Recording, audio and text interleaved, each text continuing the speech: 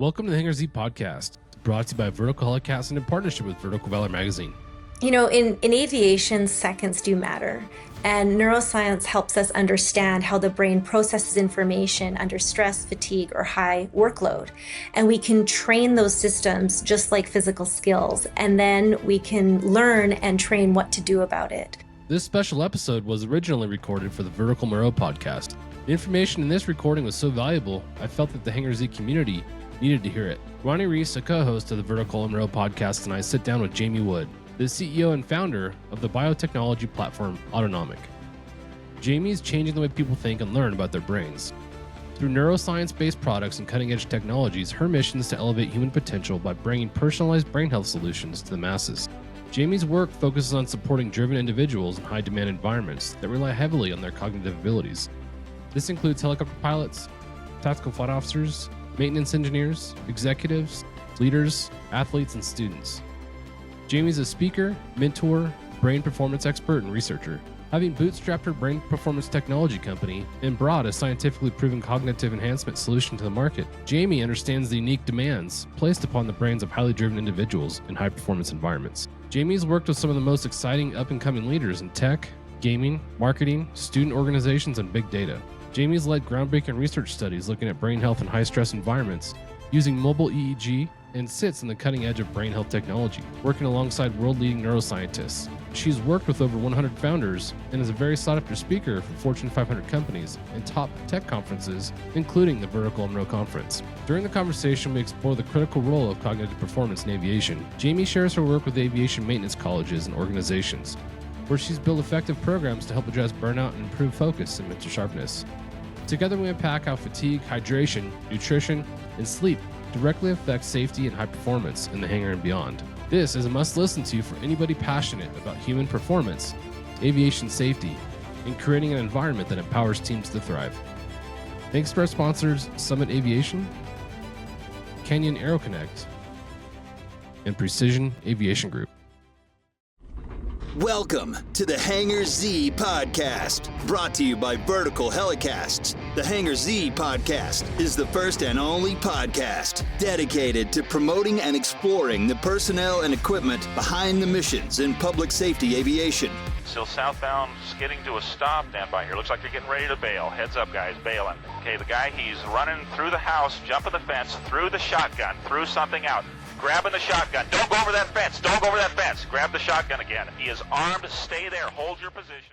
It's time for your Heli Life giveaway buzzword. Listen up and remember this word because you'll need it to enter for a chance to win exclusive Heli Life gear. Ready? This episode's buzzword is tango. Visit contest.verticalhelicasts.com to enter the buzzword. Hey, welcome to the Vertical MRO Podcast. I'm today's host, John Gray. I have a really exciting conversation on store for today's podcast. This is something that, honestly, I don't think I've had a conversation like this really in my life, let alone the podcast. But what we'll be talking about is something that'll be a benefit to everybody's career. We're always trying to figure out ways to be incrementally better today than we were yesterday. And I think this conversation will help us achieve that. Our guest today is Jamie Wood. Jamie's not only here today with us, but will be with us at the Vertical MRO Conference. So excited to get into your work, your research, the things that you're doing to make the world a better place. First off, Jamie, thanks for joining us. Well, thank you for having me. I'm excited to be here. And with us to talk about this topic is my good friend Ronnie Ries. How you doing, sir? I'm doing great. Excited to be here. And, Jamie's got some really great and interesting things to say. So looking forward to hear some more here today.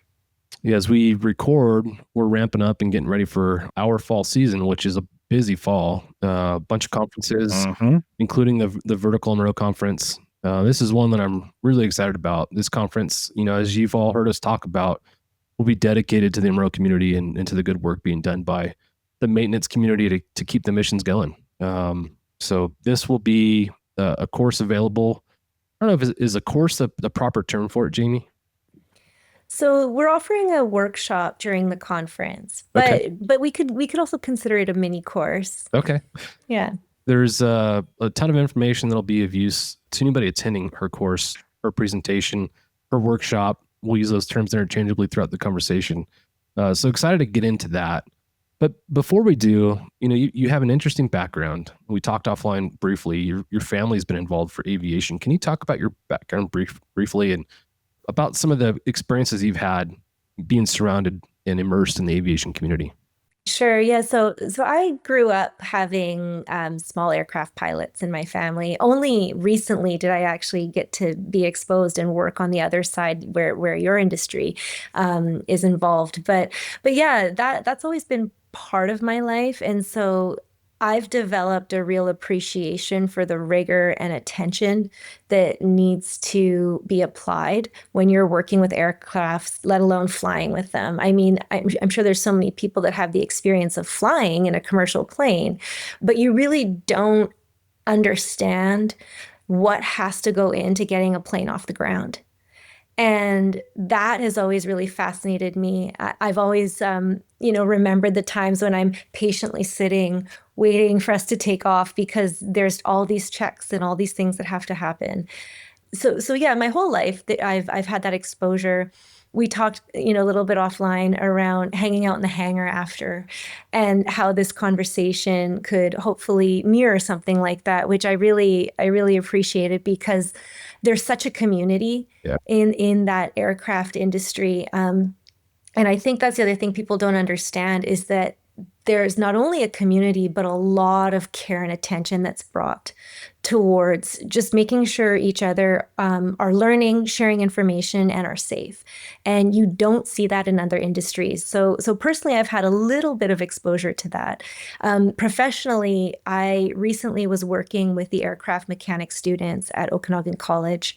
So one of the colleges in the Okanagan brought me in specifically to help students learn about the deeper layer of human factors. So what's actually happening in the brain and what are the things you can do? Because human factors is something that is, a course or an educational piece that will follow you your entire career. Yeah. But how do we really embed that into neural pathways so they become automatic behaviors? And so being able to go into the classroom setting and seeing these students and learning about what they go through, and not only in their education, but how are they balancing this to start this career that really has zero room for error, and that pressure is real, I think has really, really deepened my appreciation for, everybody involved in the industry. Yeah, I love that they had the foresight to bring you into the human factors conversation, because that conversation is a really challenging one. And it's one that we'll continue to deal with forever, in our industry, because again, we're always looking for those incremental ways to improve our safety threshold, our performance, all the things that we do to accomplish a successful mission. Really, to me, thinking outside the box to bring you into that situation. But to speak to the community that you talked about, I think that comes up in just about every podcast that we have. We all talk about how much we love the community and what the community offers. I think most people don't get here by accident. Most people get into aviation because they absolutely love it. They absolutely love it. Some folks, by happenstance, find themselves here. But what you do find is the people that find their way there often don't leave. So you've got a community full of passionate people who I'd consider high performers. I look at the mission sets that we're a part of, look at the tasks that we're asking people to do. It's amazing. You talk about being in an aircraft, looking outside of the window of the aircraft when you're waiting to push back at the airport. And you look at all the people moving around that aircraft. There's tons of people that make each successful flight, each successful mission happen. And that's a good way to kind of see and get an idea of how many people are involved in that. So I do love that. I love our community, and thankful for you to join us to talk about making our community even better. Ronnie, any insight there before we kind of move on? I mean, that area around Kelowna, around the conference and so forth, I mean, that is where the helicopter industry happens in Canada, right? I mean, from all the operators there to the home bases for a lot of the operations. I mean, as you're saying, high performance folks, that's exactly the center of everything. So, definitely one of the things that is going to, I think, draw people to the discussion at the conference is exactly that, is how can I take that, what I'm doing, and do it even more. So, yeah. Before we dig into some of the research that you've done and some of the things that you found, let's talk a little bit more in depth about your career and how you developed and got to where you are today. All right. Well, I'll try to keep that, as succinct as possible. But it didn't end up. It was a clear line. I didn't have this goal and then just, work towards it. I wish I had that much foresight when I was younger. But my story is a little bit different. So I ended up burning out really bad at the end of my 20s. I worked in the corporate field quite young and really thought that was the career I was meant to be in. And then I burnt out terribly to the point where, I really couldn't function in the way that I was used to. You've used the term high performer, and I absolutely identified as that. I thought, give me a challenge, here I go. I want to work towards XYZ. And I thought that was in the corporate landscape. But that burnout ended up creating a very interesting circumstance for me, which was asking a question, what's going on with my brain? Mhm. And then realizing, I don't understand anything about my brain. How is it that I am at the end of my 20s in my career and I have zero education and toolkits around my own cognitive function? And here I am at my cognitive limitations and I don't know what to do about it. Mhm. So that was a really big wake-up call. I was met with a lot of the similar things that I think most people get met with when you're in a burnout, which is, people are telling you, well, maybe you should go to counseling or therapy. Maybe you should go see a doctor and get on some medication. But for me, it was really around understanding what's going on. Nobody could really explain to me what's going on. And that opened up an entire new trajectory for my career, which was understanding what happens to the brain under constant demand and fatigue. Ultimately, I wanted to understand this to fix myself so that I could get back to what I thought I wanted to do, which was work in that corporate arena. But by learning this and then really starting to work in research around it, it completely took me on a different path, which is why I'm speaking to you today. What did burnout look for you? Oh, first, I kind of like to give everybody the image of a match and I've seen this online before, and I think it's a great image. So it's a sequence of a match burning down. So it starts off, it's a strong match, and then the top burns, and all of a sudden it gets blacker and blacker and blacker until finally it's this like curved over, weak piece of wood, and it's this progression.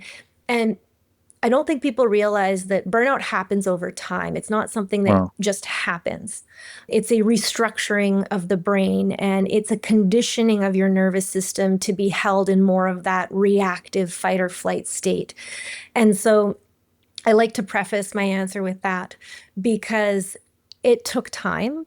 And not only did it take time, but when I started noticing what was wrong, I'm going to use air quotes for wrong, my mood was off. So always, not that happy, pretty grumpy. I like to say it felt like somebody took the dial and the vibrancy and color in my life and just turned it to grayscale. And every day just kind of felt like grayscale. So didn't have a lot of patience, energy, not very much of a positive mood. Those were sort of the average things that were happening each day. But on a more cognitive level, there was, couldn't really hold focus at all, was very impatient and reactive towards things. Everything felt like a demand. So, when something would happen or somebody would ask something of me, it just felt frustrating that I was having another thing to do. And this is all a function of the brain ultimately trying to conserve energy while it's dealing with this restructuring. And so, I know that's probably not as much of a direct answer as you're looking for, but it happened over time and it left me feeling completely exhausted, totally in a negative mood, and with, no energy towards anything, no motivation either, which is not what you want when you're so it's in a not just job. like feeling when your alarm clock goes off in the morning, like, another day at work. I mean, it was more than just that feeling for you. Oh, yeah. I mean, it was to the point where, I'd look in the mirror and there was nothing that I liked looking back at me. It wasn't just, oh, I need to get to work. It was, how do I even get out of the house right now? So it affected you throughout every, all day, basically. Yeah. Absolutely. And if we think about that through the perspective of the nervous system and the brain, well, that makes a ton of sense because you don't have a personal nervous system and then a professional nervous system. It's continuous. And so, yeah, it affected me throughout the entire day. It's a great question, Ronnie and Jamie. Thank you for your answer. And again, to your efforts in researching this, because you think about the industry, our industry, where we are today, we're all in a situation where recruitment's extremely difficult, whether you're a pilot, a maintainer, or anywhere else in our community. So what happens now is we're asking people to do more with less. We're asking folks to work overtime all the time. I think they're getting to this overtime, like you brought up, this point where they're feeling burnt out. So I'm excited to get, to learn from you and get some strategies and understand maybe through your research how we can minimize that, and how we can encourage these high performers to continue doing what they're doing. I mean, a lot of our maintainers that are listeners, right, up there in northern Canada, right, during the summertime, they're literally firefighting, right? Wake up in the morning, helping to get the aircraft going. Aircraft is going, have to get ready at night. Remote locations, may not see their family for days or weeks at a time, and it all builds up. So, this is where some of that what should you be doing about some of it is some of the key points and takeaways. I think that'll be interesting to hear. Yeah. And I will say that, just with that example that you used, we're not even taking into account the environmental impact on their cognitive function. So are they working in environments that have poor air quality? So the brain is actually having to work harder because there's these fine particles that are getting in and creating more toxins, if you will, in the system that the brain has to clear out. And so there's so many things that get stacked against somebody in that situation. And when you are trying to quickly, accurately execute on your job, because there is these life or death situations occurring and you need to perform, well, what are the foundational pieces that you just can't skip over? And how do you adjust those based on the environment you're in so that at least you're not creating more hurdles for yourself? Because just high performance in and of itself is demanding. You're asking your brain and you're asking your system to perform at this really high level. So if we think about an athlete, it's really obvious for all of us when we think about an athlete that, yeah, they don't just train all the time. They're there thinking about nutrition. They're there thinking about recovery. They're there thinking about all of these other components so that when game day hits, they're at their top performance. But for whatever reason, we don't translate that thinking over to industries like this, and we should, because it's the same thing. Yeah, that's a great point. And it's interesting because we think about the aircraft and its performance in different environments, the high, hot, heavy altitude environments, smoky environments for fires, but we don't often consider the impact of that environment on our body, like you just brought up. What advice would you have for somebody who might find themselves in a fire camp doing heavy maintenance on aircraft in a way that can preserve some of that cognitive performance that we're talking about? Yeah, so hydration is really, really important. That's how you're going to support the brain flushing things out. We know that just a drop in, like if we have a 1% to 2% drop in hydration in the brain and body, that will directly impact cognitive function. It'll impact your ability to focus. So even by keeping yourself hydrated, that's really, really important. Vitamin C is also really important in this particular situation because it helps remove free radicals. So it helps, move out those particles that might be getting in, those really, really fine, small particles that could be in the smoke or in that type of environment.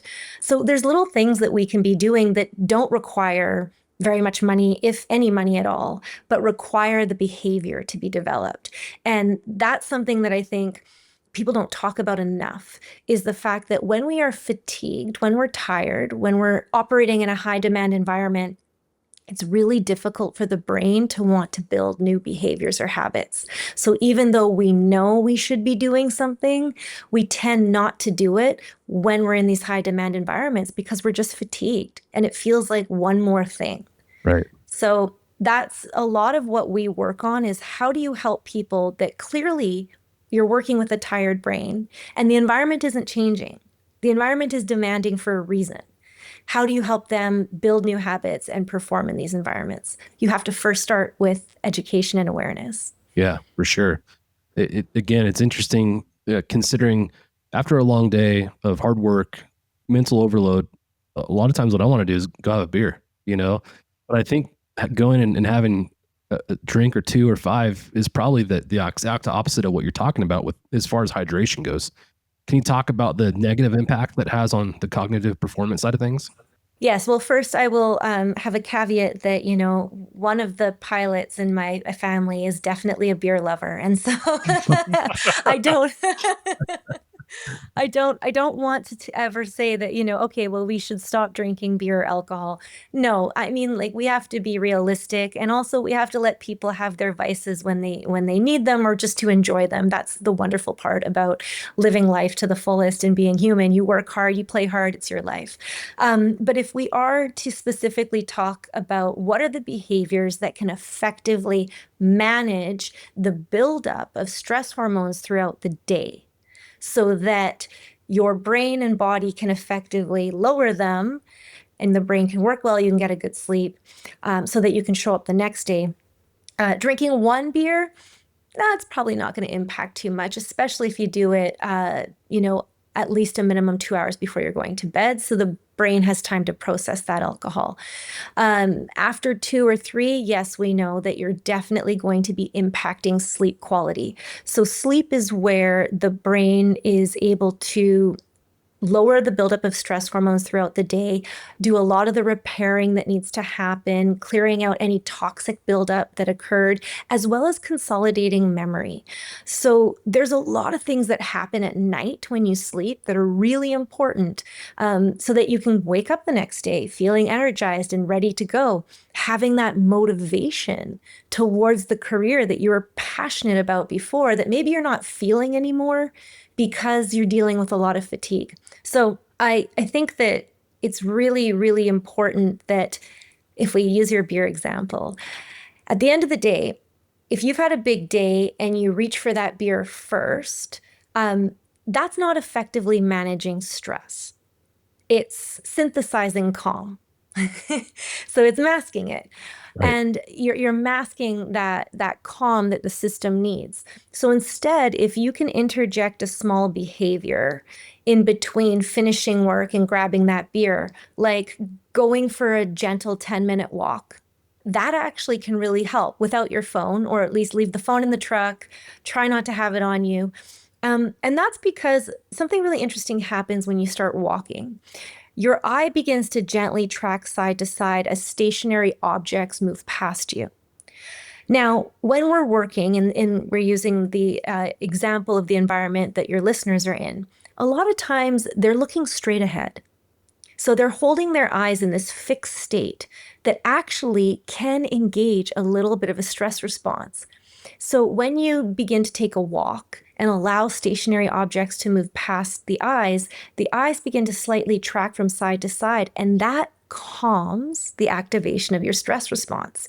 So you begin to lower stress hormones. I think we can all agree that going for a nice walk feels good, but we don't. Yeah, it does. And also getting natural light into the eyes, very important. But what happens, and I saw this at Okanagan College with some of the students too, and it's not just Okanagan College specific. A lot of trade students, a lot of aircraft mechanic students do this. They're working, they're in the shop, they're focusing, they're wanting to do a good job, then they get a break and they grab their phone and they do this, and they keep looking straight ahead instead of letting the eyes open up. And so just that behavior alone can help. So if we could get you on a 10-minute walk outside before the beer, I'd be thrilled.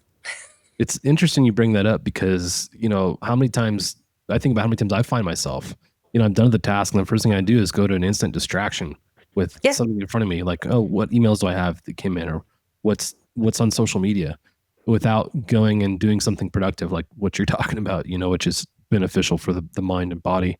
I've got a million questions, but before I get into it, I want to make sure Ronnie has a chance to ask any that have popped up. Definitely the hydration part is something that, after even sitting down at a desk all day, like, you got to remember to have that full, big, tall glass that that helps you remember to take those extra sips.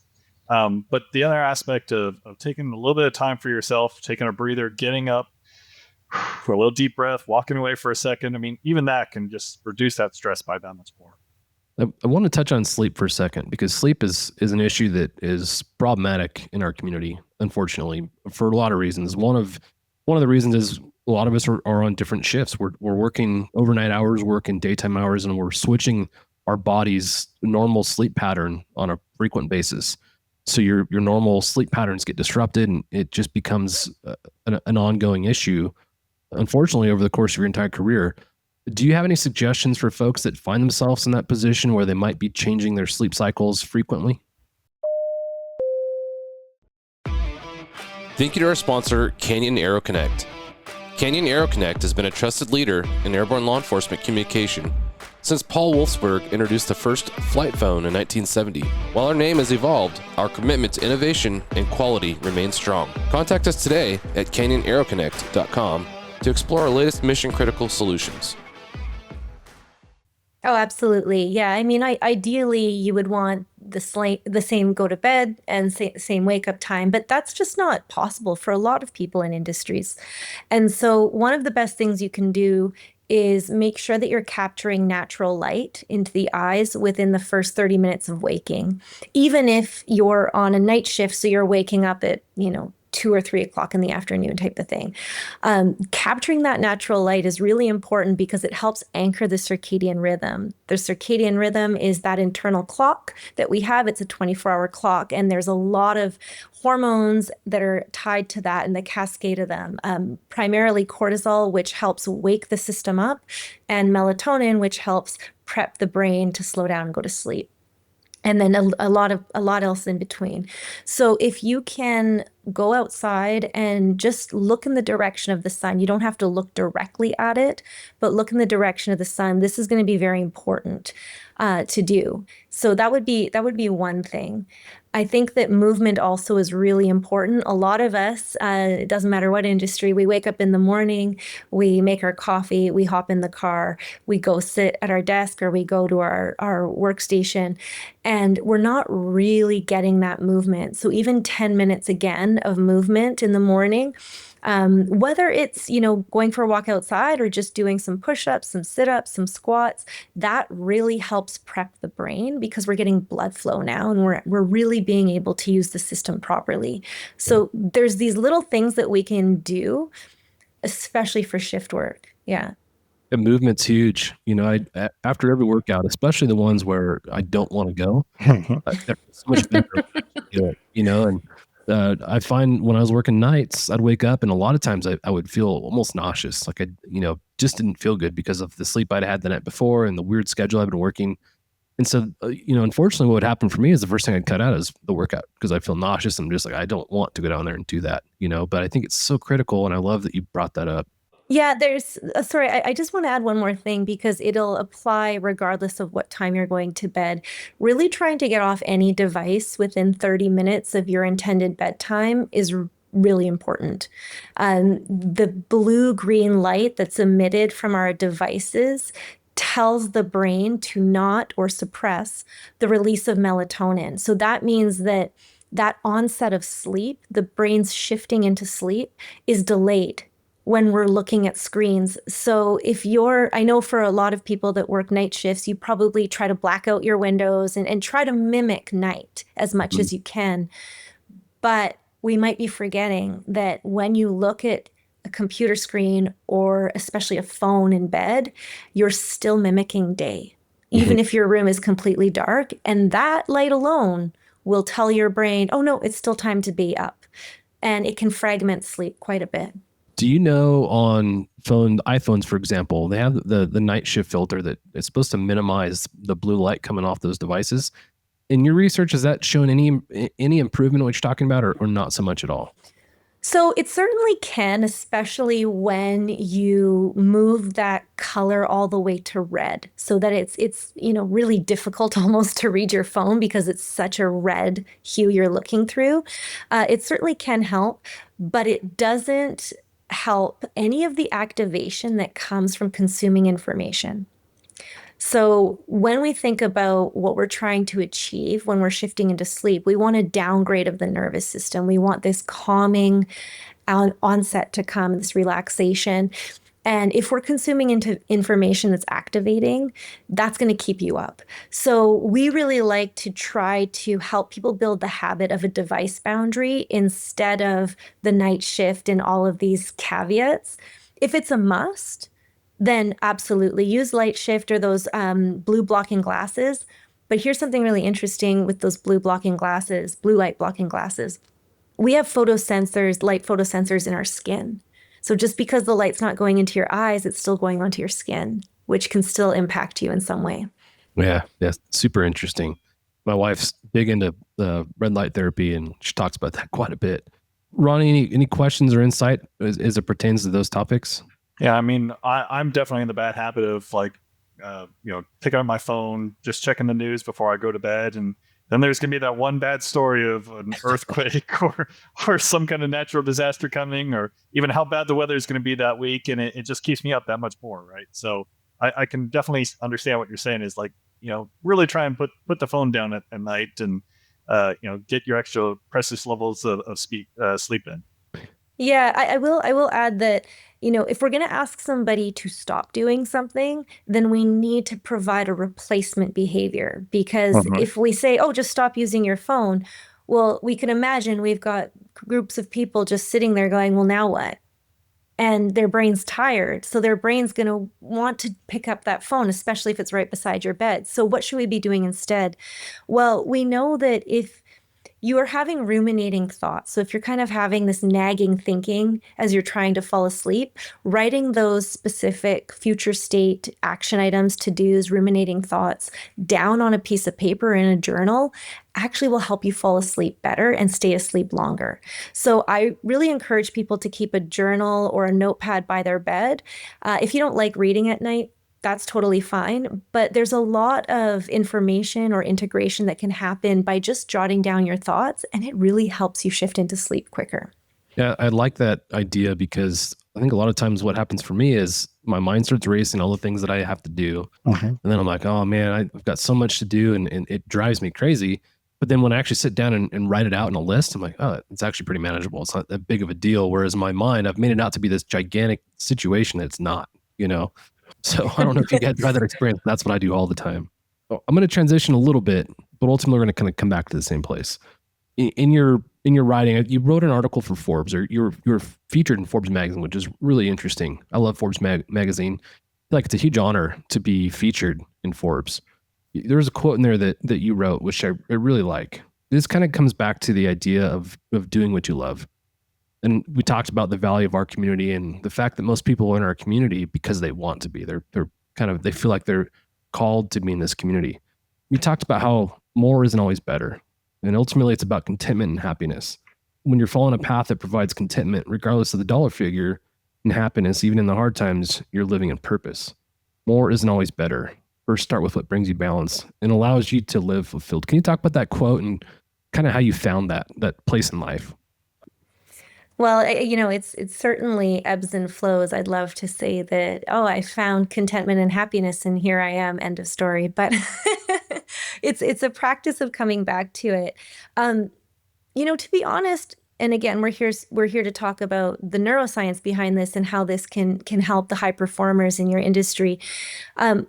Where that quote really comes from is a place of understanding what happens when we're constantly overreaching or overstriving and how that impacts the brain. So first, I want to really briefly talk about what happens when we have effort. So for any human being, what happens when there's effort, whether it is mental effort, physical effort, or emotional effort. And it can be small or large. So throughout the day, we have effort that occurs. And anytime there's a bit of effort or demand on our system, a little bit of noradrenaline, one of our stress hormones, is released into the brain and body. And what happens over the day is those levels of noradrenaline rise. And if they get too high, the brain goes, oh, we've had too much effort today. There's no more capacity for more effort. We don't have any more room. And what the brain does is something really fascinating. It begins to question your ability to perform, and it shifts away from goals, any goal, personally or professionally. So the reason why I preface my answer with this is because this is happening day in and day out, where anytime, we've discussed having partners and children and things of that nature. I know probably each of us can have examples of some mornings, you get to 10 a.m. and you just think, oh my gosh, it's only 10 a.m. It feels like I've already had a full day. And you're just like, how am I going to get through this? And likely it's because you had a pretty packed morning. You could have had a fight with your partner. Your kids could have been fighting. One of the animals had an accident that you weren't expecting. Whatever. It's life. But all those things. all those things. But from the nervous system's perspective, that represented demand. That represented effort. And so if we are only putting effort out and not having any behaviors that replenish energy, putting that energy or counterbalance back in, you're going to end up depleted. And the brain doesn't really care what time of day that happens at. It just is trying to pay attention to effort. Because remember, those levels of noradrenaline that represent one of our stress hormones rise. And when those levels get too high, the brain questions the ability to perform and shifts away from your goals. So that's the one piece to my answer. The second piece that's going to come in now has to do with motivation. So we know through research, not our research, but research that's happened out there in the world from other brilliant neuroscientists and scientists, is that when we are emotionally attached, when we are highly emotionally attached to a goal, to being, the best aircraft mechanic, or to working for Kelowna Flightcraft as an example, or what have you, whatever it is that is your ultimate career goal that just makes your heart sing. Something really interesting happens in the brain when we are really emotionally attached to a goal. The brain downgrades the severity in which it would take to reach that goal. So I always like to use the example of you're standing at the bottom of a mountain and your friend wants to climb to the top of that mountain because their father did it and their father planted a flag there before and they've heard about it their whole lives and they really want to do it and let's go. And they're really emotionally attached to it. So their brain is looking at that goal and going, we got this. This mountain doesn't look that big at all. Let's go. I'm going to put that flag up there quicker than my dad did. And that's their story. And they're geared up and they're ready. And they don't perceive that effort to be as demanding. Whereas I'm standing next to this person and I'm looking at this mountain and I'm thinking, oh my gosh, this thing looks huge. How many hours is this going to take? What am I even doing here? Because I'm not intrinsically motivated. I'm not emotionally attached to it. So my brain is looking at that goal and is ultimately perceiving it to be much more demanding. So same mountain, two different connections to the outcome. So I say this because you have to be working in an industry and you have to be in a job that makes you feel emotionally attached to it, because we're going to have hard days. We're going to have big mountains to climb, and we want to be able to leverage this incredible brain, this incredible organ of ours, to help us feel motivated even when it's demanding. Because remember, when there's demand, when there's effort, mental, physical, or emotional, we're going to have noradrenaline release no matter what. So we might as well have that happen in an environment that we really, really want to be connected to. Yeah. And that's where that quote came from, was from that understanding that more isn't always better. So striving towards something because you think that's what you should do, you think that's where the money is, you think that's your role, it's not going to work for you on a lot of levels, but especially in terms of how your brain operates when times get tough. Yeah, I love that answer. I think a lot of people talk about pursuing something you're passionate about. People talk about that your whole life, and without really understanding some of the neuroscience behind it, they're kind of just words. So it's really interesting to hear you talk about some of the science behind that concept. The words "more isn't always better" and "less is more." It rings a lot of bells for me, because I feel like when it comes to money, you can chase money all day long. That doesn't mean you're going to be happy, right? And a lot of people, I think, confuse happiness with money. Whereas if you have a career that you're passionate about, like we talked about in this aviation community, most people are passionate and have a distinct love for what we're doing. And I think it kind of meets those things that you're talking about. People are excited or willing, at least, to go to work and accomplish what they perceive as a mountainous task of whatever they have to do that day because they love what they're doing. I would like to challenge the community too, though. Just from my experience working with the aircraft mechanics students, I have no doubt that it translates over. I know that in a lot of work environments, your phone's not allowed in to that work environment, which I think is fantastic. We know that even the mere presence of your phone, will actually pull at the attentional systems of the brain. So what does that mean? Well, what that means is that the brain is taking a little bit of energy away from you focusing on your task to not touch the phone. So leaving the phone in a completely different room has been proven to significantly increase your ability to focus, your productivity, and ultimately your performance. So that's the one thing, is that if there are any listeners here that work in an environment where phones are still in the pockets, try to keep them out. Put them in the locker, leave them in your truck, leave them in your car. That's really going to help you focus, but also to keep that stress down, because that's a lot for the brain to try to be doing multiple things at once. Yeah. But the other thing too is that point that you touched on with community. So we know that interacting with people helps lower that buildup of noradrenaline. Laughter, play, joking around, looking at somebody else, talking, that all gets removed the second everybody takes a break and hops on their phone and is disengaged from everyone. So we're missing a huge opportunity to collectively lower the buildup of noradrenaline that's happened in the morning when you're working on different aircrafts, if you're all just going and looking at your phones. So I'd love to challenge the community a bit to keep your phones really out of the workspace and the communal space of this industry. It's funny, I know we'll get into multitasking as we go, but what comes to mind when you talk about that is multitasking. And you think about the cockpit for an aircraft, and there's 5, 6, 7 screens that you're dividing your attention between. And I look at my desk right now, and there's 3 different screens and a phone and a camera and a light, and I'm trying to divide my attention between all these things. And what you're describing is focus. It's really hard to focus when you've got so many distractions. So I love the advice you have there. But something I'm going to go down a rabbit hole just for a little bit. When you think about my kids' generation, a lot of what you talk about in community, the benefits of talking and laughing and being with people, they interact and live in that space differently than I do. It's a lot of their world's virtual, and they seem to prefer that. What are your thoughts on that? And have you seen any research that points in one way or another when it comes to that?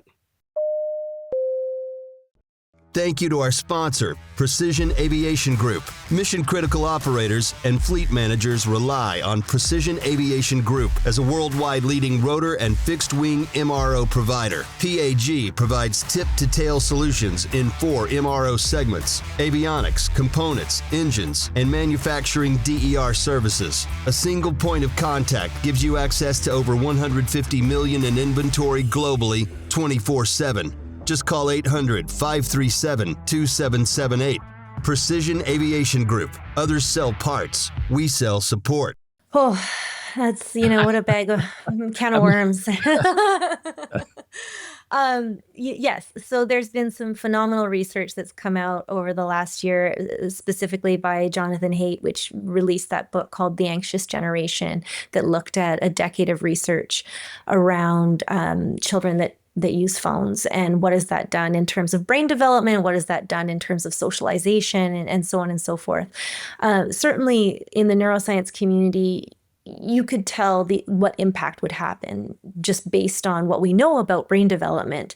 But it's unfortunate that we needed an entire generation for people to start, ringing the bell and sounding the alarm around, hey, maybe we shouldn't allow children to have phones at school. Maybe we shouldn't be having these digital environments all the time when play is so critically important. And being out in the environment is so critically important. And when we put a screen, we're losing some of these social skills that are really important to brain development. It's not my field specifically. However, I do know that there's great research out there, and Jonathan Haidt would be, his last name is spelled Haidt, would be a great resource for anybody that has kids. The Anxious Generation is the name of the book. But ultimately what it's saying is, don't let your kids be on devices so much. Yeah. That's, they're even having a hard time looking people in the eyes when they're speaking. And a screen provides us such an interesting way to communicate, because you miss all of the nuance of what it is to be human. So there's this thing called meta communication. So what is the communication happening outside of the words I'm saying right now? Well, at least on our visual virtual meeting, you can see a bit of my movement, you can notice what's going on. But what's really interesting when we're together is that our nervous systems are actually communicating. So I'm able to pick up on yours, you're able to pick up on mine. We're analyzing where each other is at much, much better. And I believe that's a really, really important human skill. Yeah. And when we put screens in front of kids, you're removing that. Now, is it to say that it's all bad? No, we don't know that. And maybe there's skills they're developing that we just don't understand yet. I don't think anything is specifically one way, but too much of anything probably isn't a good thing. Yeah, it's challenging with my kids' generation. They're right now they're 14 and 15 years old, and when I was that age, we found ourselves at large gatherings all the time. We wanted to be around each other. There would be groups of 15, 20 of us all the time together. And now they all want to be in separate locations because they want to play games together, and you can't play games together as well together as you can when you're in your own place, your own device. So really interesting. Sociologically, I'll be interested to look back in 15, 20 years and see what the impact was of this. And of course, in your research as well. Ronnie, you've got a lot of kids. What are you seeing on your side? That's exactly what I was going to chime in about. Last year, the school district banned phones in the classroom at school, right? And even as a parent, you become so used to communicating not only with yourselves, but with your kids, right? Texting of like, hey, I forgot my paper or whatever else it is, or like, hey, don't forget you have your orthodontic appointment later today, and I'll pick you up, and hey, I'm here at the front of the school, I'm checking you in, like that kind of communication that you had expectations with your peers as an adult, and then you're used to that with your peers, which are your kids, right? From that instant communication factor. They banned that, right? And it took a little bit of time for not only them, but also us to understand, how do you now communicate back like the old school days, back before there was even cell phones, right? They didn't have pagers in kids in classrooms most of the time. But now the state of Texas has banned it all across the entire state because of the impact it's been having on kids. So, I've been in work meetings. Obviously, everybody's sitting around having a discussion, and you're waiting for this one email. It pops in. It distracts you from the rest of the stuff. So I see exactly what you're saying. Yeah. And I think that, so if we go back to that part that I was talking about regarding noradrenaline, so that happens in the children as well, because our nervous systems fundamentally are designed the same. I know I'm using a very general term here, so I want to be mindful for listeners that maybe don't have that experience, but generally, the nervous system is designed quite similar, and the same things are happening in the brain on a fundamental level. And so with kids, we'll use, that 15, 16-year-old, they've just probably getting out of puberty, maybe still in puberty a bit, lots of hormones raging, all these things going on. The brain is still absolutely developing. I mean, the brain develops all the way till 24 or 25. So very interesting time. And when we think about the mental, physical, or emotional effort that your children would go throughout the day, it's all relative. So it's effort to them. Their noradrenaline levels are rising. And if they get too high, we know in their brain goes, oh, we've had too much effort. I'm questioning my ability to perform, and I'm moving away from goals. So what do we know through research that buffers noradrenaline down, that will lower noradrenaline so that your child has more room for more effort and has more motivation? I know most parents' ears are probably perking up now, like, yes, how do we do this for my child? Well, we know there's some very specific things that will do that. Play, exercise, deep breathing, laughter. Things like this will help buffer lower noradrenaline down, going for a walk.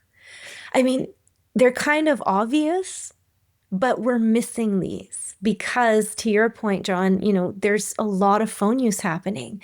And so that's why we're seeing this increase in anxiety and this increase in lack of focus. And a lot of kids are getting misdiagnosed with ADHD. It's not that they have ADHD, they're just on their devices too much and maybe need to have more interaction with other kids, playing, laughing, being outside.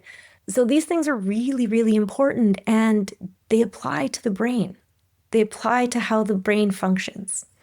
Gosh, that's gold right there. I didn't start the podcast thinking I was going to get parental advice and some takeaways on the home front, but here we are. This is great. So thank you. A lot of it, I think, is stuff that we hear about all the time. But sometimes you still need your reminder from your mom. Don't forget to eat your fruits and vegetables. Right?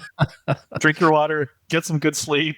Do these things. They're there for a reason, and sometimes it takes a second to remember. You need to reflect and remember some of these key things, right? It goes back to the concept you can't be a prophet in your own village. Someone else from the outside, someone like yourself, Jamie, who's educated and has spent their career researching and developing these processes, for you to say this is what you need to do, and like, oh yeah, she's right. I knew that, but I didn't do it. But now that you say it, it makes sense. Yeah, and I think too, we have to find ways to easily integrate into people's already well-established behaviors. Because if we go back to the example of a high performer in this high demand industry with zero room for error, asking them to change even one little thing about what they're doing is a big ask, especially when the brain doesn't want to do that. Right. Yeah. And so when we think about, okay, well, most people would either pack a lunch or go for lunch. They're eating each day. Okay, well, are they eating to fuel for brain performance? Well, most people go, yeah, I know I need to eat healthy. But do you know how to fuel for brain performance? And that comes down to really understanding, well, what are the vitamins and minerals that the brain absolutely needs to manufacture the neurotransmitters to do the job? So neurotransmitters, don't just come out of thin air. Your brain makes them from the foods, the vitamins and minerals you eat. So if you're lacking in vitamin C, dopamine, which I'm sure most people are familiar with that, one of our neurotransmitters, dopamine is actually really involved in motivation. It's really involved in seeking behavior.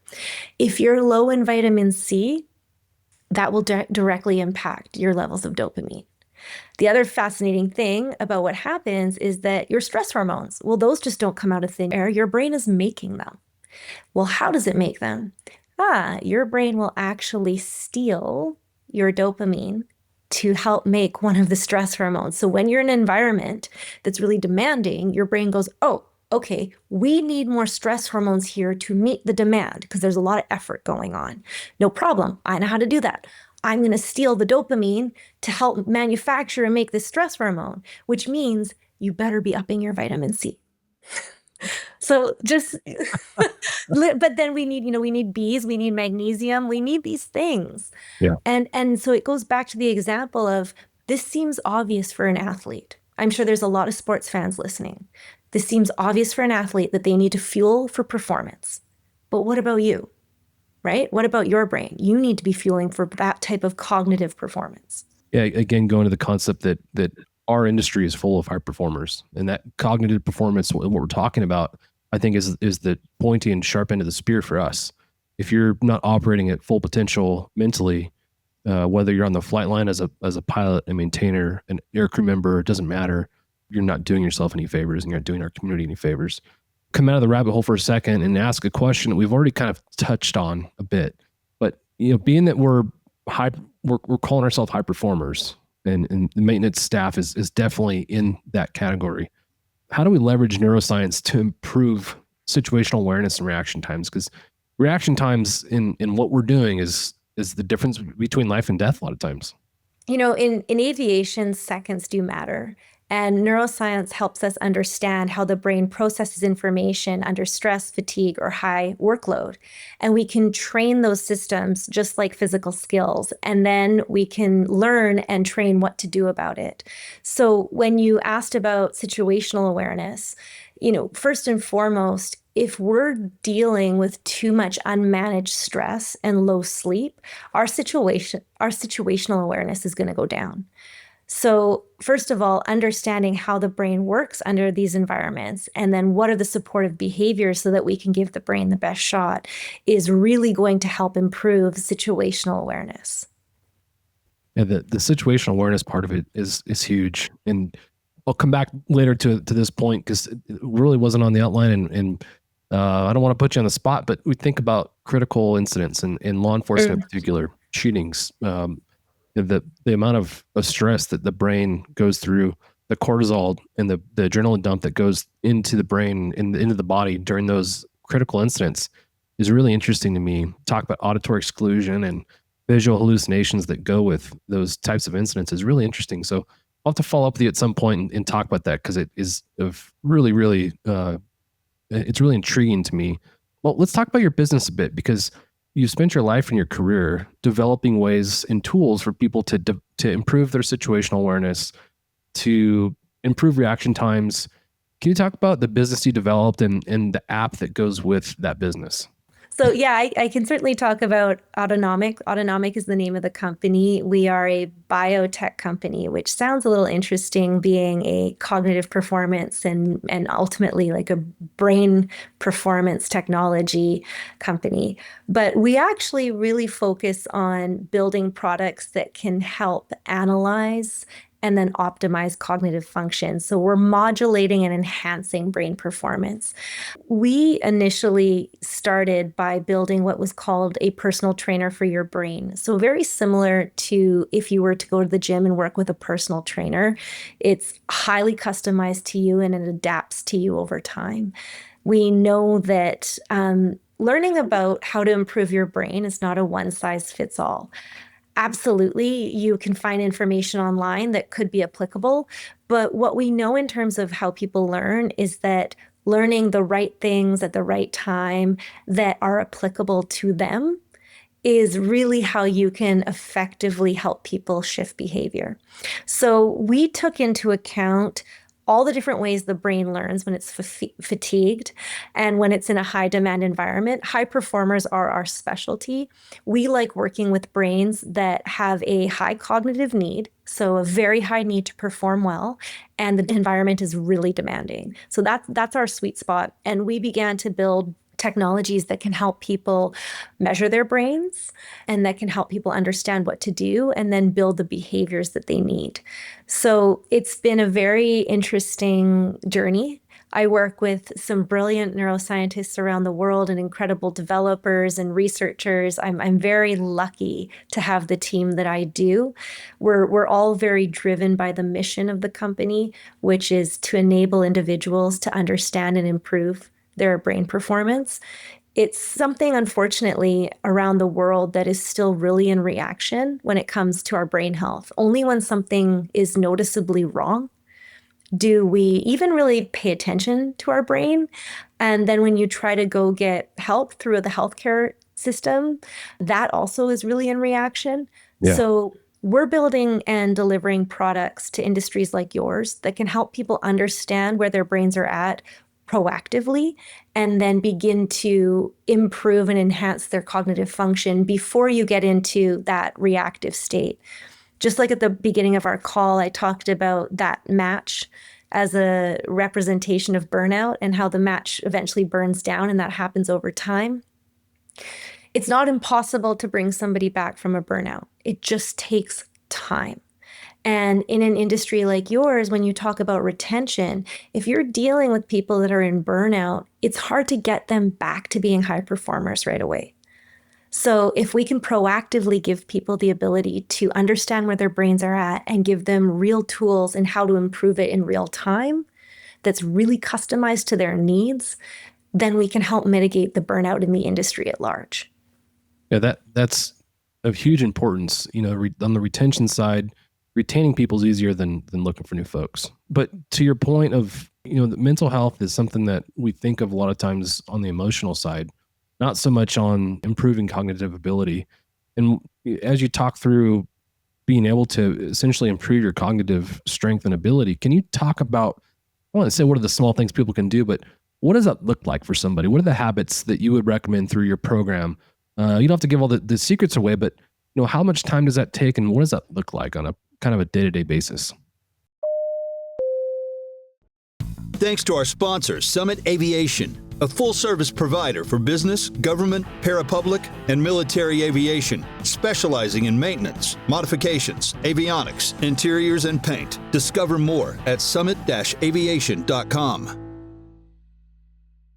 With Autonomic, we have over 92 neuroscience-backed behaviors. And so at no point in time would anybody ever see that many. On average, you're looking at about maybe 6 to 10 over the course of, call it a 3 to 6 month period. So it really would depend on what you're trying to focus on. We break brain performance down into 5 key categories. So is this lowering stress, enhancing your energy, improving your mood, improving sleep, or increasing your focus? Now, most people, especially in high performance industries, say, I want all of those. Yeah. I need all of those. But we like you to focus on the one that is most obvious to you that needs improvement. Because the beautiful thing about the nervous system and the brain is that if you can effectively improve one of those areas, the others improve. So with that, there's 92 and growing neuroscience-backed behaviors that you could engage in. But let's use the example of somebody that is wanting to improve their sleep quality.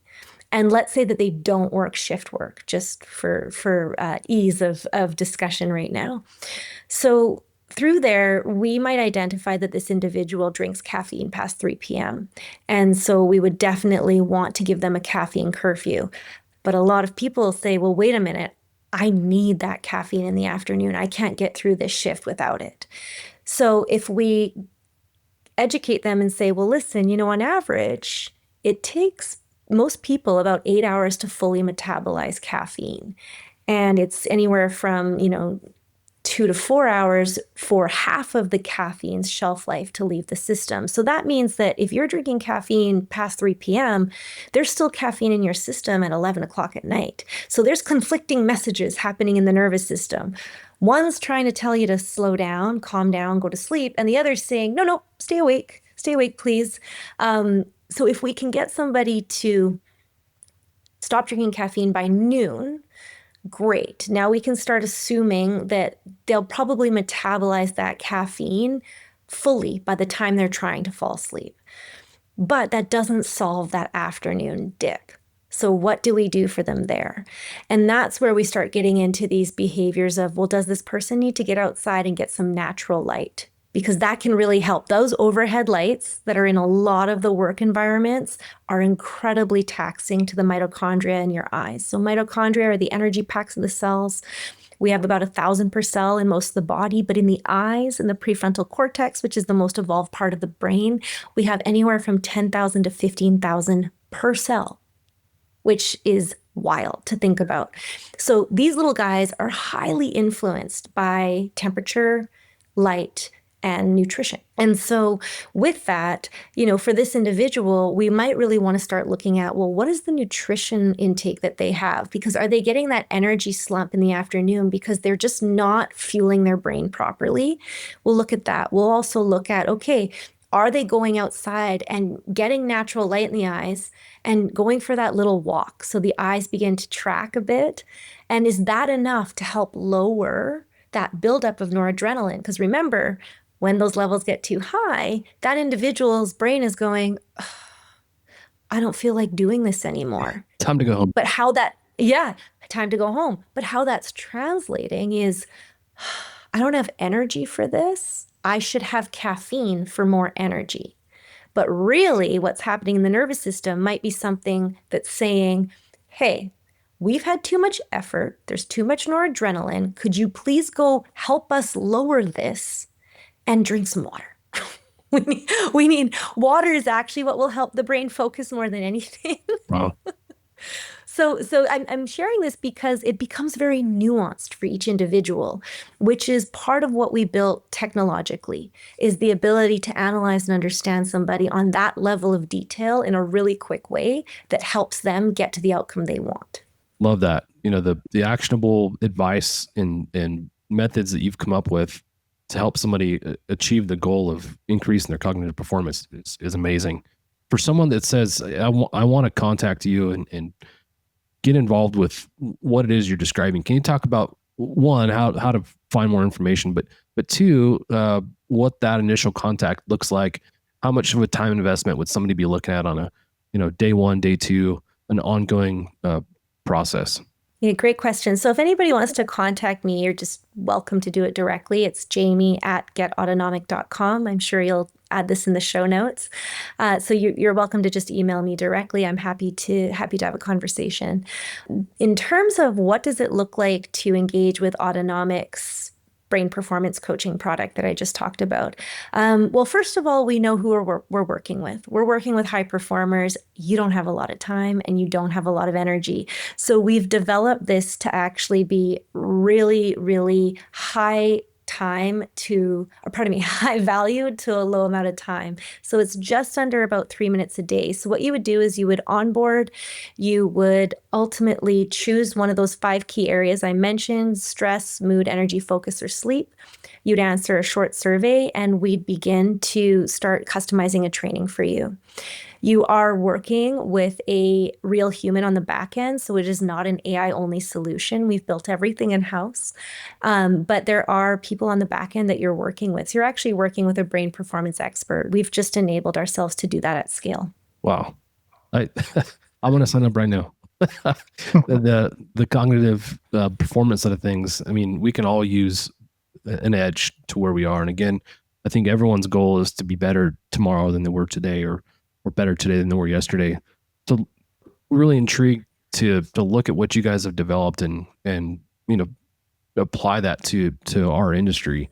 Yeah, John, sorry, let me just say that why don't I provide you a customized link for your audience so that you can include it, and we'll also make sure to give you all a discount. Yeah, that'd be awesome. I know, again, people want to do things, but then like, well, how do I do that? And talk about 3 minutes a day. That's about as realistic as it possibly gets. It's true, but you'd be surprised at how hard that can be when you're dealing with a lot of demand and fatigue. Right. And so that's the other thing too, is we like to start small. Like, what is that one thing we could get you to start doing that doesn't even feel like it's very much? Perfect example, hydrate before you caffeinate. Like, if you could just leave a glass of water by the coffee pot each morning, so you don't even have to think about it and you just drink it before you put caffeine in your system, that can be a huge difference for a lot of people because your body's dehydrated from sleeping. Right. And so remember, the brain doesn't focus as well when there's dehydration occurring in the body. So little things like that. Yeah. Super interesting. I know you're talking about water and so forth and various other things. Are there any, brain foods? They talk about fish and fish oil and some of those other things that you should be taking. Anything in your research that have been like, yeah, you really do this one too? Yeah, sure. So there's a lot of, products out there that say, oh, if you take this, you're going to have more energy and be smarter. They fall under the bucket of nootropics. And there's a lot of cool research happening. I don't want to, paint that industry with a bad brush at all. But there's just fundamentals that you can't skip over. They just simply are. We talked a little bit about them. So foods that have high vitamin C's. So oranges is obvious, but strawberries are another one. You can get into the Bs. So B vitamins are really critically important to have. Magnesium, really important to have. L-tyrosine, Ds. So these are all found in a lot of the foods that we can think of that are healthy. The omegas, omega-3s, 6s, those are found in fish. So if you can be eating salmon or some sort of fish like that once a week, great. If you don't like fish, have some walnuts or some hemp seeds. Blueberries, of course. There's the cacao. There's probably a lot of things that you've seen online. They're the quote unquote brain foods. But ultimately, eating whole food is probably your best bet. A lot of people are eating a lot of processed and packaged foods. Because they're quick and they're easy. And when you're under a lot of demand, it makes the most sense, but it's not giving yourself the fuel you need. So I really would sort of push back on anybody that's like, oh, I take one of these pills a day, it's supposed to be great for me. The best thing you can do is, have a nice whole fruit smoothie in the morning and some eggs. You get your fat, you get your carbs, throw some protein powder in there, away you go. All that actionable intelligence is huge. Again, it's not theory. I mean, I guess it is theory, but they're actionable things you're talking about that we can actually do to improve some of this. Last thing I want to talk about, and I'm being mindful here not to step into a lot of what you're going to talk about at the conference. So can you talk about your workshop? I had to think there, was it workshop, course, but workshop, what people can expect there, and I know a lot of people are really excited to take your course. So maybe just again, workshop. Can you give people a preview of what they can expect? Sure. Yeah, of course. I'm really excited, to speak at this conference. I'm also a huge collaborative presenter, so I do not expect people to show up and just sit there and listen the whole time. I really like to turn it into a conversation that is based on a lot of the themes we talked about today, but primarily what happens to the brain when it's under constant demand and fatigue, and what can we do about it? And why is it that even though I know what I should do, or everything that you're saying in this workshop makes sense, why is it that I don't do it? And what do I do about that? Right. So it's taking the fundamentals of how the brain works. And one of the things, one of the main things that we talk about is that over 80% of your actions every day are the result of a habit, not a decision. Some neuroscientists believe that number is even closer to 95, 99% of almost everything we do every day is the result of a habit, not a decision. Why is that happening? And so that can be something as simple as what pant leg you put on first in the morning, to what side of your teeth you brush first. Like, we don't even know. We're not even thinking about it, but I guarantee it's the same one every day. Why? Well, because your brain realized and figured out that anytime it can turn any behavior into a habit, it can conserve energy, because it takes a lot of energy to fight off infection, digest food, deal with coworkers, get through traffic in the morning, go home and be a good parent. It's a lot. It's a lot. So any chance your brain gets, it's going to turn your behavior into a habit. And it does not label it good or bad. It doesn't care. It's just trying to turn your behavior into a habit. So when we think about your industry, there is a lot of automatic behavior that is critically important. A lot of those checks and double checks that need to occur. And so I'm going to be tying in a lot of real examples from your industry into how the brain works and what we can be doing to leverage how the brain works, like all these behaviors, these habits that are occurring, so that you can build performance habits instead. And what are the steps to doing that? And how can we do that in a reasonable amount of time? I don't want to say quick, because habit development can, begin to happen in 8 days or never. Yeah. On average, I think that number is around 62 days for somebody to develop a habit. But the real number is it can happen as soon as 8 days, and it can happen never. It comes down to the individual. And so this will all be brought into the workshop, as well as some experiential parts where we'll actually be playing with our nervous systems and playing with breathing to slow down where the brain is operating from. Super interesting. I guarantee most people listening to this, as you're talking about the small things you do on a daily basis, like you talked about putting your pants on, everybody's thinking now, wait, which leg do I use? I'm sure what most people are thinking. Yeah. But it's interesting how your brain functions in that way. Talk about this as it relates to patterns and routines that you're a part of. And I just came back from a 2-week vacation, which I haven't taken a 2-week vacation in a long time. And towards the end of the vacation, both my wife and I found that we're kind of craving the routine that we're used to and that we're a part of. So interesting that all plays together, in the research you've done talks about that. Really, really interesting. Excited to see you at the conference. Excited for the folks to learn more in more detail some of these things you're talking about. The last thing that I'm curious to kind of pick your brain on a bit before we walk out is multitasking. I brought it up earlier. So we talk about how in aviation, on the flight side, on the maintenance side, multitasking is required in a lot of ways. And having said that, we realize that there is no true multitasking. I'm really curious to get your perspective on multitasking.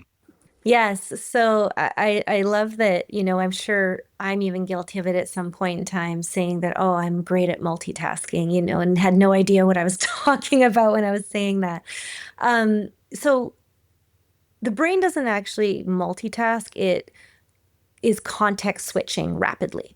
So if you think about that, when we have a bunch of tabs open on our computer, you're not actually looking at all those tabs at the same time. They're just there running, and you can quickly switch from one task to another. And you're context switching, because let's say one tab has, an email you're writing, and the next tab has the map of the place you need to go for your meeting in the afternoon. And then the next tab has something you're trying to learn. And then the third tab is the vacation you want to take in 3 months, or fourth tab. And so anyways, those are all open. And you're not really multitasking with all of them, but if you're going back and forth, you're just context switching. And that's very fatiguing to the brain, which is why we need to be training the behavior of holding focus. But how we consume information, especially currently, actually trains the behavior of distraction, because we're rapidly switching from information to information to information. And what's interesting about that is that the brain wasn't designed to handle the intensity and velocity and ultimately speed of information that we consume on a day-to-day basis. So it fatigues. And when we are doing that sort of context switching, multitasking behavior, what we're doing is we're actually depleting the resources of the brain, and we're impacting our ability to focus, because we're overtaxing our short-term working memory. And our short-term working memory is the part of the brain that's handling day-to-day cognitive demand, and it ultimately can only hold about 2 to 4 pieces of information at any given time. And so what happens when we're multitasking is that we're unable to put together maybe 2 to 4 pieces of relevant information to perform the task at hand, because we're putting in a new piece of information from a completely different thing. And then we're putting a new piece of information, and as you put a new piece of information in, guess what? One of those other pieces of information needs to move, and it's gone out of the short-term working memory. And that's really fatiguing. Not only is it fatiguing, but we end up making more mistakes, and we take longer to accomplish tasks. So this all sounds quite obvious and logical, but when we put it into practice, it's hard, because we've trained the habit of having 10 different things on the go. Mm-hmm. So what do we do about that? Okay, well, in a practical setting, go back to that one thing we talked about: get your phone away from you. Away from you. When you're trying to do high cognitive work, different room, or in the truck or in the car. But other things are, not keeping so many tabs open if you're working on a screen. I would love actually one of you to give me a real world example of how we could sort of quickly workshop this with a mechanic in a real world situation, because what would be an example of multitasking when you shouldn't be multitasking in that environment? Yeah, if you're in the middle of a tear down of something, right, and somebody pulls hey, can you come take a look at this right here, right? And you're doing something else, somebody's asking you something, or you're looking something up on, hey, you're following a checklist, right? And somebody asks you, hey, can you come over here? Things like that happen even in pilot checklists, right? Sometimes, hey, you looked up for a second because you saw something, you may have skipped a step, right? Those focus times are pretty critical for these folks. Yeah, on the pilot side and the aircrew side, I'll use the tactical flight officer as an example, because I'm curious on this side. The tactical flight officer is looking out of the aircraft for potential targets, whether it's a suspect or somebody who's missing. They're also looking at the screen in front of them for mapping information, or potentially for the camera information. They're listening to the radio. The radio contains potentially 6 different frequencies, all going at the same time. And you're also listening to the pilot sitting next to you, who's chirping in your ear something that's probably not important. So you've also got the flight displays that, while they may not be calling your attention, they're there kind of grabbing your attention. So your mind and your eyes are pulled in so many directions. You're doing all this for the benefit of one mission. It's challenging. Yeah, so both of you are talking about something that's very interesting. I haven't heard in either of these situations that you are signaling focus, that you're actually signaling to the environment you're in. If you're doing a tear down, that, I'm focusing right now. We assume other people would know that. I'm doing a tear down. Don't interrupt me. But what we try to encourage people to do in these high demand environments is to create some sort of cultural norm in that company or in that environment, that when you are in that state of like, okay, I've hydrated, I went for my walk, I'm going to do this tear down after lunch, I need to focus. How do you let everybody else know that? So that unless it's critical to be interrupted, the team around you doesn't interrupt you. And these are some of the things that with the students that we help them learn these behaviors and habits so that hopefully they start bringing them into industry where they're leaving their phones in the vehicle. They're also signaling that they're about to go into a deep focus state. So unless it is a crisis or a critical reason to interrupt, you leave this person alone. And so I'm curious, does that exist at all in these environments? Well, I was going to ask when you're talking with the students and so forth, do you tell them about do you hang up a do not disturb sign, right? Well, what relates to them as students in their field at the moment? So because they're in the academic environment, there isn't necessarily any cultural norms yet that I've seen. So some students, get a little sticker that they like to put on their workstation, or they just let their peers know, I'm going to do this, please don't interrupt me. We are starting to see some students doing this on their own. And then we're also talking to instructors around, teachers around, how do you make this more of a norm so that it is culturally obvious? And I don't have the answer because I'm not in the industry, but all I know is that in both the examples you gave me, now, John, yours was a little bit more extreme outside of the co-pilot that clearly should know that you are really trying to focus, and any question that isn't absolutely mission critical needs to be held. But here's the thing. The reason why this is happening so much is because people don't understand the brain. Mm-hmm. And so the more that we understand how the brain works, the more we can excel. Now, if your co-pilot in the example knew that, hey, 2 to 4 pieces of information in the short-term working memory max, clearly we're maxed right now. If I ask him a question that isn't directly related to this, it's actually going to create a feedback loop that takes him longer to get back to having that exact combination of information to make decisions. Likely he's going to continue to interrupt you if he doesn't understand that. And this is really what our mission is about, is really trying to help people understand the brain more. Love that. So, and I think that's one of those things that the it's not only changing yourself, but changing the culture of the people around you around that, right? Because I could see, hey, I'm really focused on, I'm trying to get this done, but everybody wants to be a team player, right? I need help, but you're not willing to help me right now, right? But you have to really start changing the culture, not only yourself, but the people around you of what those expectations are. And going into the communication, hey, I really need to focus on this. Please just give me a couple hours, and if you need something else, I'll help you right after that, or something like that. I could see that coming into play, right? The cultural norms versus the changes that happen. Yeah, absolutely. On the flight side, I think of myself in flight school, and I'd be doing a mission critical task, and the instructors over there talking to me as I'm doing something that, to me, at that point in my flight experience in my career, is really hard. And I'm like, I can't hear a word you're saying, and I can't remember anything that I can hear.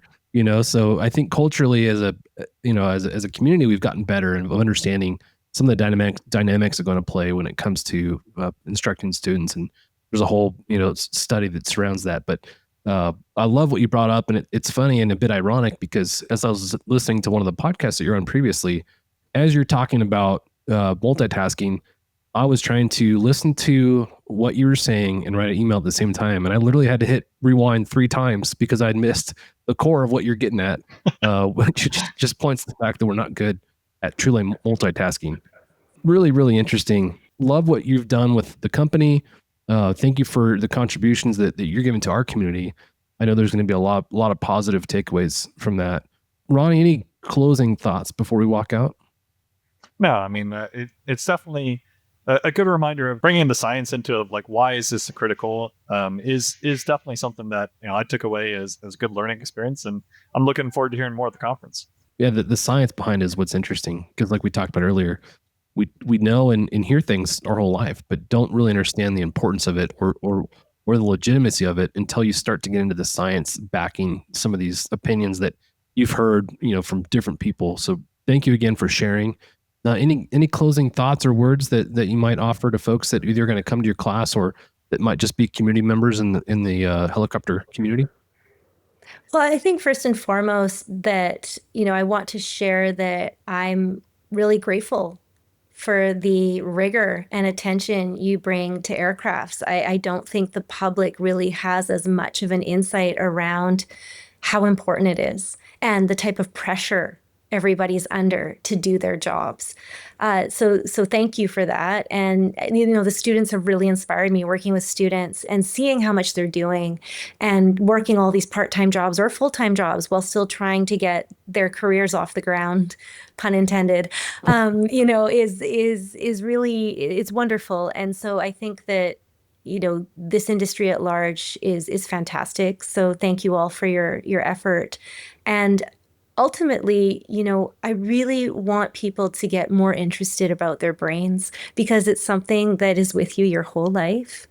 And hopefully at the conference, that'll be just another piece that people can take away from that is important. And please reach out to me. I really love to get feedback, to hear people. If there's anything specific anybody wants me to bring in to the workshop or conference, I'm happy to also do that. So yeah, thank you for having me. This has been great.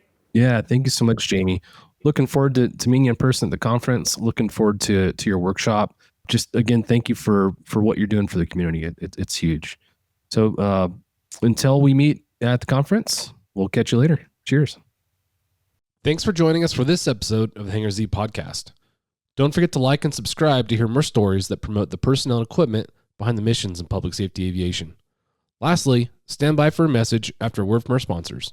Cheers. Thank you to our sponsor, Precision Aviation Group. Mission-critical operators and fleet managers rely on Precision Aviation Group as a worldwide leading rotor and fixed-wing MRO provider. PAG provides tip-to-tail solutions in 4 MRO segments: avionics, components, engines, and manufacturing DER services. A single point of contact gives you access to over 150 million in inventory globally, 24/7.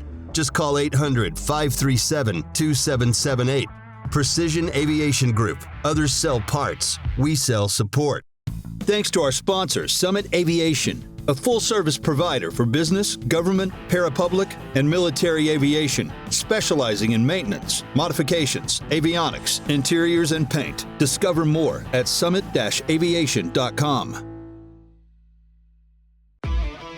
Thank you to our sponsor, Canyon Aero Connect. Canyon Aero Connect has been a trusted leader in airborne law enforcement communication since Paul Wolfsburg introduced the first flight phone in 1970. While our name has evolved, our commitment to innovation and quality remains strong. Contact us today at canyonarrowconnect.com to explore our latest mission-critical solutions. Thank you for tuning into this episode of the Hangar Z podcast, brought to you by Vertical Helicast in a partnership with Vertical Valor Magazine. We hope you found insights from Jamie Wood inspiring and valuable, especially regarding the critical importance of cognitive performance in aviation. Remember, factors like hydration, nutrition, sleep, and managing fatigue are not just wellness tips, they're vital components of safety and high achievement in our industry. Stay tuned for more conversations that inspire, inform, and connect us in the world of helicopter aviation. Until next time, this is the Hangar Z podcast.